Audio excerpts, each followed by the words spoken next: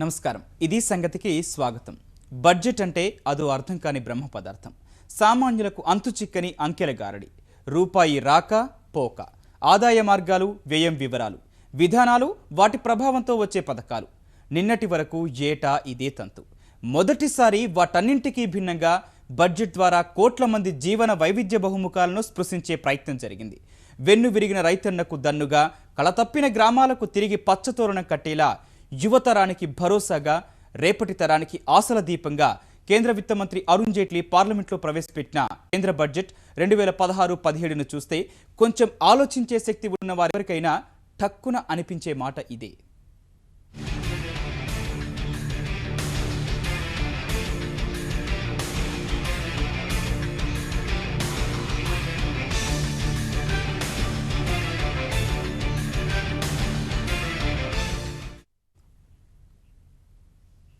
అందరి భాగస్వామ్యంతో అందరి అభివృద్ధి ఎన్డీఏ ప్రభుత్వం అధికారంలోకి వచ్చింది క్షణం నుంచి వినిపిస్తోన్న నినాదం. ఈసారి అందుకు అనుగుణంగానే సాగింది కేంద్ర ఆర్థిక మంత్రి అరుణ్ జైట్లీ బడ్జెట్ ప్రయాణం. గతానికి పూర్తి భిన్నంగా అన్ని వర్గాల శ్రేయస్సుని కాంక్షిస్తూ తీర్చిదిద్దిన బడ్జెట్ ఇది. తరచి చూస్తే అర్థమవుతుంది ఈ అంకెల్ని తీర్చిదిద్దడం కోసం ఆర్థిక మంత్రి పడిన పరిశ్రమ. స్వల్పకాలిక ప్రయోజనాలు ముఖ మెచ్చుల కోసం కాక దీర్ఘకాలిక వ్యూహంతో బంగారు భారతం కోసం ఆయన ఆవిష్కరించిన అంకెల విన్యాసాన్ని అర్థం చేసుకోవాలంటే కొంచెం లోతులకు వెళ్లాల్సిందే.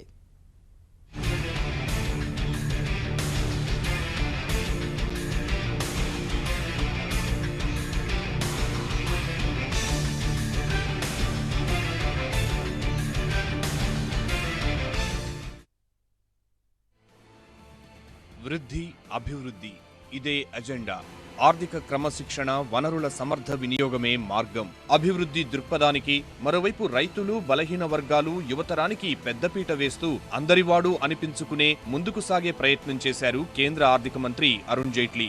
కేంద్ర బడ్జెట్ 2016-17లో ఆయన అంకెలు కాస్త అటు ఇటుగా మారినా అంతిమ సారాంశం మాత్రం ఇదే. అమాత్యుల మాటల్లోనే చెప్పాలంటే ప్రపంచ మందగమనంలోనూ భారత ఆశాకిరణం అన్న మాట నిలబెట్టుకునేందుకు సవాళ్లనే అవకాశాలుగా మలుచుకునే సంకల్పంతో కేటాయింపులన్నీ వండివార్చారు. యూపీఏ హయాంలో దేశ ఆర్థిక వ్యవస్థపై కొడిగట్టిపోయిన నమ్మకాన్ని తిరిగి నిలబెట్టుకోవడం ద్వారా 7.6% కాక ఆ వృద్ధి అంచనాల్ని మరింతగా పైపైకి తీసుకువెళ్లడమే లక్ష్యంగా బడ్జెట్ను ఏర్చీ కూర్చారు. గత శుక్రవారం వచ్చిన ఆర్థిక సర్వే వచ్చే ఆర్థిక సంవత్సరానికి దేశ వృద్ధి రేటు అంచనాల్ని 7 నుంచి 7.5 మధ్య అంచనా వేసిన సంగతి ఇప్పటికే తెలిసిందే.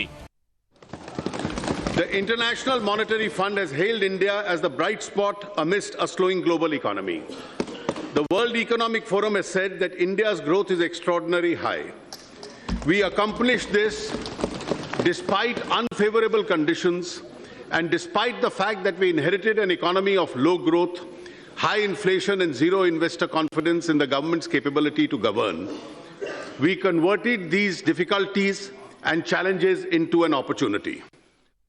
ఈ సందర్భంగానే వచ్చే ఆర్థిక సంవత్సరానికి బడ్జెట్ అంచనాలు సమర్పిస్తూనే గడిచిన 24 నెలలుగా పరిస్థితిని చక్కదిద్దేందుకు చేసిన ప్రయత్నాలను వివరించారు. వాటిల్లో భాగంగా కేంద్ర స్థాయిలో విశ్వసనీయత లోటు పూడ్చడం, వృద్ధి సూచీలు తలెత్తుకుని నిలబడేందుకు తీసుకుంటున్న చర్యలకు కొనసాగింపుగానే ఈ బడ్జెట్ సమర్పణ అని ప్రకటించారు. ఒకవైపు నౌకాశ్రయాలు, రైల్వే నెట్వర్క్, విమానాశ్రయాలకు పెద్దపీట వేస్తూనే ఆరోగ్యం, పేద బీదలకు భరోసా ఇచ్చేలా కొత్త కార్యక్రమాలకు శ్రీకారం చుట్టారు. దేశ ప్రజలందరికీ ₹1,00,000 పరిమితితో వృద్ధులకు మరో 30,000 రూపాయలు కలిపి సార్వజనీన ఆరోగ్య బీమా వంటి సాహసోపేత నిర్ణయాలు తీసుకున్నారు. కీలకమైన 3 సవాళ్లు అంతర్జాతీయ మాంద్యం, ప్రతికూల వాతావరణం, రాజకీయ అవరోధాలు దాటి దేశాన్ని వృద్ధిపదాన పరుగులు పెట్టించేందుకు భారత్ రూపురేఖలు మార్చేలా 9 సూత్రాల వ్యూహం ప్రతిపాదించారు.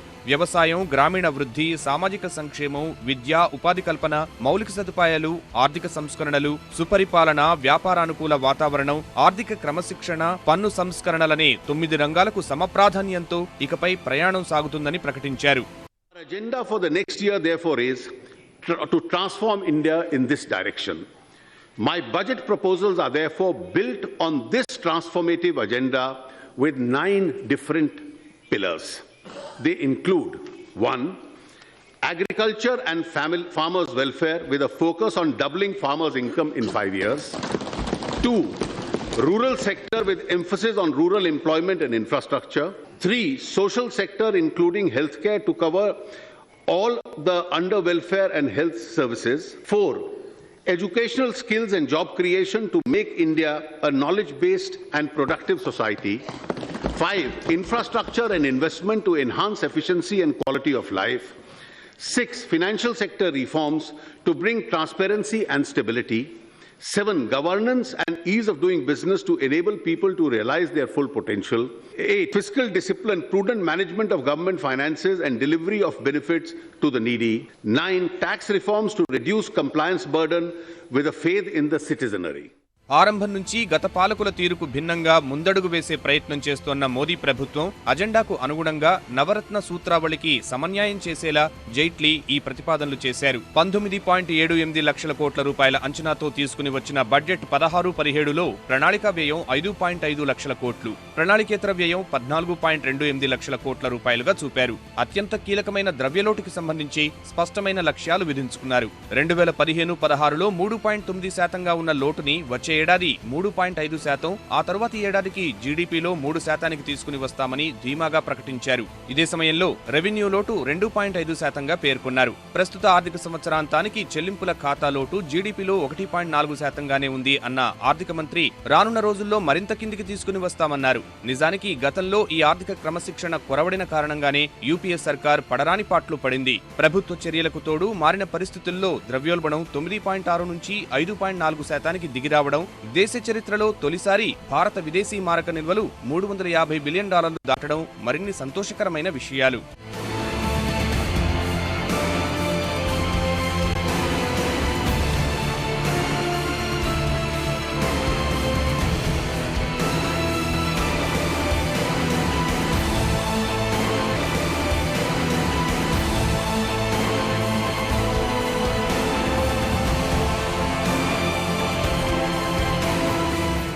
ఈ క్రమంలో ఉన్న పరిమిత వనరుల్ని సమర్థంగా అర్థవంతంగా వినియోగించుకునేందుకు ప్రభుత్వం తన ప్రాధాన్యాలను వెల్లడించింది. ముందుగా వ్యవసాయం, సంక్షేమం, మౌలిక సదుపాయాలు, బ్యాంకులు ఊపిరి పీల్చుకోవడానికి మూలధనాన్ని సమకూర్చడమే తక్షణ కర్తవ్యాలుగా పేర్కొంది. ఈ అంశాల్లో ప్రభుత్వం చేయగలిగినంతా చేసిన తరువాతే మిగిలిన వాటికి మద్దతు ఉంటుందని ఆర్థిక మంత్రి అరుణ్ జైట్లీ స్పష్టం చేశారు. తగ్గట్టే ఇప్పటివరకు ఎప్పుడూ లేని రీతిలో సంక్షేమం, వ్యవసాయ రంగం ప్రస్తావనలతోనే బడ్జెట్ ప్రసంగాన్ని ప్రారంభించారు. తమ నవసూత్రాల్లో కీలకమైన సాగుదారులు సంక్షేమం, గ్రామీణం, ప్రజారోగ్యం సహా సంక్షేమం, విద్య, నైపుణ్యాలు, ఉపాధి కల్పన, మౌలిక సదుపాయాలు, పెట్టుబడుల గురించి బడ్జెట్ ప్రసంగం మొదటి భాగంలోనే ప్రస్తావించారు. రైతులకు తీవ్రమైన వాతావరణ పరిస్థితుల నుంచి ధీమా కల్పించే ప్రధాన్ మంత్రి ఫసల్ బీమా యోజన, అందరికీ ఆరోగ్య బీమా, పేదరికపు రేఖకు దిగువన ఉన్న వారందరికీ ఎల్పీజీ కనెక్షన్లు ఇచ్చే ముచ్చటైన 3 పథకాలతో ప్రజల ముందుకు వచ్చారు.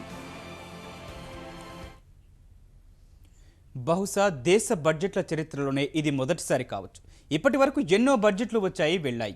లక్షల కోట్ల రూపాయల ప్రణాళికలు ఆవిష్కృతమయ్యాయి. మొదటిసారి ఓ బడ్జెట్లో రైతన్నకు ఇంత ప్రాధాన్యం, వారి శ్రేయస్సు కోసం మూలాల నుంచి దృష్టి పెట్టడం జరిగింది. ఆర్థిక మంత్రి బడ్జెట్ ప్రసంగం మొదటి భాగంలోనే ఈ విషయానికి సంబంధించిన సమగ్ర ప్రణాళికలు చెబుతున్న విషయం ఇది.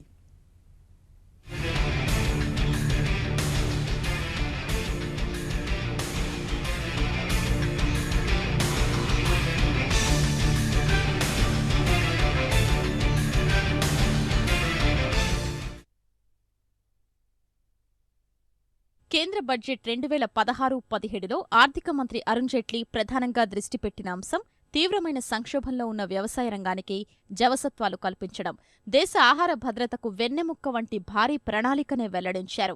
రైతులకు ఆదాయ భద్రత కల్పించేలా చర్యలు చేపట్టడం అత్యావశ్యమంటూ 2022 నాటికల్లా వ్యవసాయ అనుబంధ రంగాల ఆదాయాలు రెట్టింపు చేయడం అనే సంకల్పం ప్రకటించారు.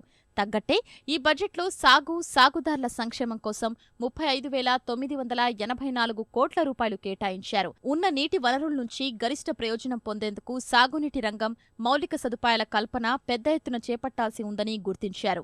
భూసార పరిరక్షణకు, ఎరువుల వినియోగంలో సంయమనం అవసరమంటూనే చేళ్ల నుంచి మార్కెట్కు చేరేందుకు అనుసంధానం కల్పిస్తామన్నారు.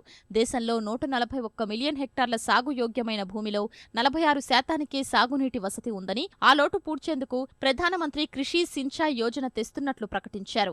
ఈ కొత్త పథకం కింద కనీసం 28.5 లక్షల హెక్టార్లకు నీరందించే పథకాల్ని యుద్ధ ప్రాతిపదికన చేపడతామన్నారు.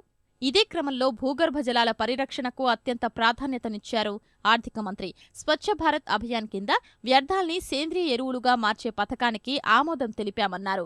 వచ్చే 3 ఏళ్లలో కనీసం 5 లక్షల ఎకరాల్ని సేంద్రియ సేద్యం కిందకు తెచ్చే పరంపరాగత్ కృషి వికాస్ యోజన తెస్తున్నామన్నారు. ఈ మార్కెట్ల విస్తృతి, నిల్వ సామర్థ్యాల పెంపుతో పాటే గ్రామీణానికి కొత్త కళ తెచ్చేలా ప్రధానమంత్రి గ్రామీణ్ సడక్ యోజనను మరింత విస్తృతం చేయనున్నట్లు ప్రకటించారు. బడ్జెట్లో ఈ ఒక్క పథకానికే 19,000 కోట్ల రూపాయలు కేటాయించారు. రాష్ట్రాల వాటాతో కలిపి ఆ మొత్తం 27,000 కోట్లకు చేరుతుంది. నేటికి పక్కా రోడ్లకు నోచుకొని 65,000 గ్రామాలకు సాధ్యమైనంత త్వరగా రహదారి భాగ్యం కల్పిస్తామన్నారు. 2.23 లక్షల కిలోమీటర్ల మేర నిర్మించాల్సిన రోడ్లకు సంబంధించి ప్రస్తుతం రోజుకు 100 కిలోమీటర్ల మేర లక్ష్యం చేరుకుంటున్నట్లు తెలిపారు. Program for sustainable management of the groundwater resources has been prepared with an estimated cost of rupees 60,000 crores and proposed multilateral funding. At least 5 lakh farm ponds and dug wells in the rain-fed areas and 10 lakh compost pits for production of organic manure will be taken up by making productive use of allocations under MG Narega. పరపతి సౌకర్య కల్పనలో భాగంగా రానున్న ఆర్థిక సంవత్సరానికి రైతులకు 9 లక్షల కోట్ల రూపాయల రుణాలు ఇవ్వాలని ప్రతిపాదించారు. 2016-17కి 15,000 కోట్ల వడ్డీ రాయితీ ఇవ్వనున్నట్లు తెలిపారు. బక్క రైతుకు ధీమాగా తెస్తున్న ప్రధానమంత్రి ఫసల్ బీమా యోజనకు 5,500 కోట్ల రూపాయలు కేటాయించారు.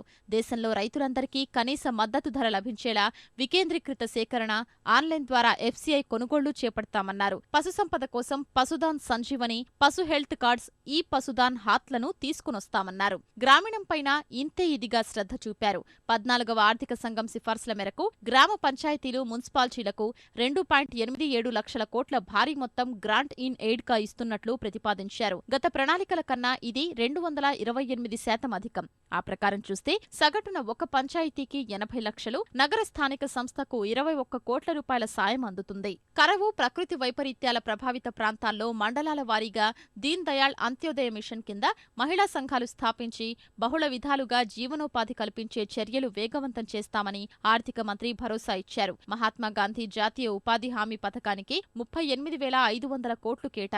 శ్యామ్ ప్రసాద్ ముఖర్జీ రూర్బన్ మిషన్ కింద 300 రూర్బన్ క్లస్టర్లు అభివృద్ధి చేయనున్నామన్నారు. 2015 ఏప్రిల్ నాటికి విద్యుత్ వెలుగులకు నోచుకొని 18,542 ఊళ్ల విద్యుదీకరణలో ఇప్పటికే 5,542 ఇంటికి ఆ భాగ్యం కల్పించినట్లు తెలిపారు. 2018 మే నాటికల్లా 100% లక్ష్యం చేరుకుంటామన్నారు. అందుకోసం దీన్ దయాళ్ ఉపాధ్యాయ గ్రామ జ్యోతి యోజన, సమీకృత విద్యుత్ అభివృద్ధి పథకాలకు 8,500 కోట్లు ఇచ్చారు. దేశం రూపురేఖలు మార్చేందుకు ఉద్యమ పంథాలో అమలు చేస్తున్న స్వచ్ఛ భారత్ కు 9,000 కోట్లు ప్రకటించారు. The government is committed to achieve 100% village electrification by 1st May 2018. Rupees 8,500 crores has been provided for the Deen Dayal Upadhyaya Gram Jyoti Yojana and integrated power development schemes. ఆధునిక సాంకేతిక ఫలాలు అందుకునేందుకు సన్నద్ధం చేయడంలో భాగంగా 3 ఏళ్ల కాల వ్యవధితో జాతీయ డిజిటల్ అక్షరాస్యత మిషన్ను తీసుకురావాలనుకుంటున్నట్లు వెల్లడించారు. ఇలా అన్ని విధాలుగా కలిపి గ్రామీణాభివృద్ధి కోసం ఈ బడ్జెట్లో 87,765 కోట్లు ప్రతిపాదించారు. పొగచూరిపోతున్న పల్లె తల్లులకు ఊరటనిచ్చేందుకు, అందరికీ వంట గ్యాస్ అందించేందుకు 2,000 కోట్ల రూపాయల్ని ప్రత్యేకించి కేటాయించారు. తద్వారా వచ్చే ఏడాది 1.5 కోటి పేదల ఇళ్లల్లో వంట గ్యాస్ అందుబాటులోకి తేవాలని, మరో 2 ఏళ్లలో 5 కోట్ల మందికి లబ్ధి చేకూర్చాలని లక్ష్యంగా పెట్టుకున్నారు. దేశంలోని పేదలందరికీ వర్తించేలా కుటుంబానికి 1,00,000 రూపాయలు, 60 ఏళ్లు దాటిన వృద్ధులకు 1,30,000 మేర వర్తించేలా తెచ్చిన ఆరోగ్య బీమా మరో మైలురాయనే చెప్పాలి. అందుబాటులో ఔషధాలిచ్చేందుకు ఏడాదిలో దేశవ్యాప్తంగా 3,000 జన్ ఔషధీ దుకాణాల ఏర్పాటు ప్రకటన కోట్ల మందికి ఊరటనిచ్చేది. అలానే అన్ని జిల్లా ఆసుపత్రుల్లో డయాలసిస్ సౌకర్యం అందించే దిశగా ప్రత్యేక నిధి ఏర్పాటు ప్రకటన ఎంతో మంది ప్రాణాలు నిలబెట్టేదే. విద్య, నైపుణ్య శిక్షణ, ఉపాధి కల్పనకు ఇలానే వినూత్న పథకాలు, అవసరమైన ఆర్థిక సాయం అందించేలా బడ్జెట్లో కేటాయింపులు జరిపారు ఆర్థిక మంత్రి అరుణ్ జైట్లీ. ప్రాధాన్యాల తర్వాతే మిగిలిన వాటి సంగతి. బడ్జెట్ పాఠంలో ముందే ఈ విషయం స్పష్టం చేసిన విత్తమంత్రి జైట్లీ 5వ మూలస్తంభంగా చెప్పిన మౌలిక సదుపాయాలకు గతానికంటే భారీగానే కేటాయింపులు చేశారు. ప్రభుత్వ పరంగా నిధులతో పాటు పీపీపీ విధానంలో ఉన్న అవరోధాలు తొలగించే దిశగాను నిర్మాణాత్మక ముందడుగు వేశారు. లక్షల కోట్ల రూపాయల నిధులతో పాటు అంతకు మించిన నైతిక మద్దతుని ప్రకటించారు. సంక్షోభంలో కొట్టుమిట్టాడుతున్న ప్రభుత్వ రంగ బ్యాంకులకు మేమున్నామనే భరోసానిచ్చారు. ఆ వివరాలివి.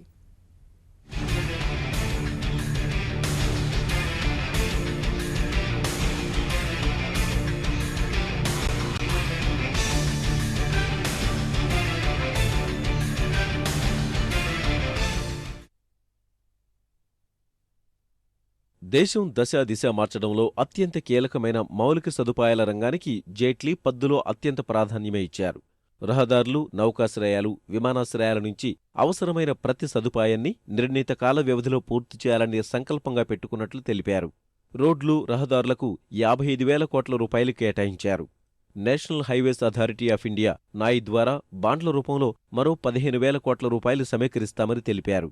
మిగిలిన అన్ని రూపాల్లో కలిసి 2016-2017కు రహదారుల రంగానికి 97,000 కోట్లు ఇస్తున్నామన్నారు. తద్వారా 8,300 కిలోమీటర్లకు సంబంధించి పెండింగ్లో ఉన్న 70 ప్రాజెక్టులకు కొత్త ఊపిరులూదారు. రహదారులు, రైల్వేకిస్తున్న మొత్తం 2,18,000 కోట్ల రూపాయలని జైట్లీ ప్రకటించారు. అంతేకాక వచ్చే ఏడాది మరో 10,000 కిలోమీటర్ల జాతీయ రహదారుల ప్రాజెక్టులకు ఆమోదం తెలిపే అవకాశముందన్నారు. Speeded up the process of road construction.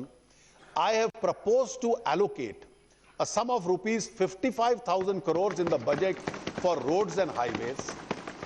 This will be further topped up by an additional 15,000 to be raised by the NHAI through bonds. Thus, the total investment in the road sector, including the Rural Gram Sadak Yojana allocation, would be rupees 97,000 crores during 2016-17. Total outlay on roads and rail in 2016-17 will be a mammoth 2,18,000 crores. ప్రజా రవాణా వ్యవస్థలో సమూల మార్పులు తీసుకురావడానికి సంకల్పించినట్లు చెప్పిన జైట్లీ ఈ దిశలో permit రాజును పూర్తిగా తొలగిస్తామన్నారు. మరిన్ని మార్గాల్లో ప్రైవేటు బస్సులను నడిపించేందుకు అనుమతులు ఇస్తామని స్పష్టం చేశారు. ఈ చర్యతో ఉపాధి అవకాశాలు పెరగడం సహా ప్రజా రవాణా మెరుగుపడుతుందని జైట్లీ వివరించారు. Abolition of permit raj will be our medium term goal. Government will enact necessary amendments in the Motor Vehicles Act and open up the road transport sector in the passenger segment. Entrepreneurs will be able to operate buses on various routes subject to efficiency and safety norms. వాటికి అదనంగా 50,000 state హైవేలను జాతీయ రహదారులుగా అభివృద్ధి చేస్తామన్నారు. మౌలిక సదుపాయాల రంగానికి కొత్త rating విధానం తీసుకొస్తామన్నారు. ప్రయాణికుల రవాణాపైన బడ్జెట్లో కీలక ప్రకటన వెలువడింది. ప్రజా రవాణా బస్సుల కోసం లైసెన్స్ రాజుకు స్వస్తి, ప్రైవేట్ సంస్థలకు అవకాశం కల్పిస్తామన్నారు. అలానే దేశవ్యాప్తంగా ఉన్న చిన్న, మధ్యతరహా 160 విమానాశ్రయాల అభివృద్ధికి ఒక్కొక్కదానికి 50 నుంచి 100 కోట్లు ఇస్తామని ప్రకటించారు. విద్యుత్ రంగంలో సరఫరా నష్టాల తగ్గింపుతో పాటు మరింత ఆదా కోసం ఎల్ఈడీ బల్బుల వినియోగాన్ని మరింత విస్తృతం చేస్తామన్నారు. బహుముఖమైన వనరుల ద్వారా విద్యుదుత్పత్తి కోసం 15 నుంచి 20 ఏళ్ల కాల వ్యవధి దీర్ఘకాలిక ప్రణాళిక తెచ్చి ఏడాదికి 3,000 కోట్ల రూపాయలు పెట్టుబడి అందించే ఆలోచనలో ఉన్నట్లు తెలిపారు. మౌలిక వసతుల సంస్థలు మరో 31,300 కోట్లు సమీకరించుకునేందుకు అవకాశం కల్పించనున్నట్లు జైట్లీ తెలిపారు. పీపీపీ విధానాన్ని మరింత ప్రోత్సహించేందుకు వివాదాల పరిష్కార బిల్లుని తీసుకొస్తామన్నారు. బీమా, పింఛన్, ఆస్తుల పునర్వ్యవస్థీకరణ, స్టాక్ ఎక్స్చేంజికి సంబంధించి నిబంధనలు సరళీకరించనున్నట్లు ప్రకటించారు. భారత్లో తయారీ అయ్యే ఆహారోత్పత్తుల్లోకి 100% విదేశీ ప్రత్యక్ష పెట్టుబడులు అనుమతించనున్నారు. ప్రభుత్వ రంగ సంస్థల్లో పెట్టుబడులు పెట్టడం, పెట్టుబడుల ఉపసంహరణకు కొత్త విధానాన్ని ఇప్పటికే ఆమోదించినట్లు అరుణ్ జైట్లీ తెలిపారు. మరికొన్ని చర్యల్లో భాగంగా కేంద్ర పెట్టుబడుల ఉపసంహరణ విభాగాన్ని పెట్టుబడులు, ప్రభుత్వ ఆస్తుల నిర్వహణ విభాగంగా మార్చుతున్నట్లు వెల్లడించారు. ఇదే సమయంలో ప్రభుత్వ రంగ బ్యాంకులకు చేయూతనిచ్చేందుకు తెచ్చిన ఇంద్రధనుష్ పథకంలో భాగంగా బడ్జెట్లో వాటికి 25,000 కోట్లు ఇచ్చారు. మరింత సాయం అవసరమైన బ్యాంకులకు కేంద్రం బాసటగా ఉంటుందని భరోసా ఇచ్చారు. అంతేకాక ఔత్సాహిక పారిశ్రామికవేత్తలందరికీ ప్రోత్సాహం అందించేందుకు ఏర్పాటు చేసిన ముద్రా బ్యాంకుకు 1,80,000 కోట్లు కేటాయించారు. వచ్చే 3 ఏళ్లలో దేశవ్యాప్తంగా ఉన్న తపాలా కార్యాలయాలన్నింటిలో ఏటీఎం సేవలందించేలా చర్యలు చేపడుతున్నామన్నారు. వ్యాపార వాతావరణాన్ని మరింత సరళీకరించేందుకు అవసరమైన అన్ని సంస్కరణలు చేపడుతున్నామన్నారు. కోటీశ్వరుడి నుంచి మధ్యతరగతి వర్గం వరకు ప్రభావితం చేసేవి పన్నులే. ఒక వస్తువుపై పన్ను పెంచితే అనేక వస్తువులపై ప్రభావం చూపుతోంది. జైట్లీ పద్దుల్లో పన్నుల ప్రభావం ఎంత? ఎవరికి లాభం, ఎవరికి భారం?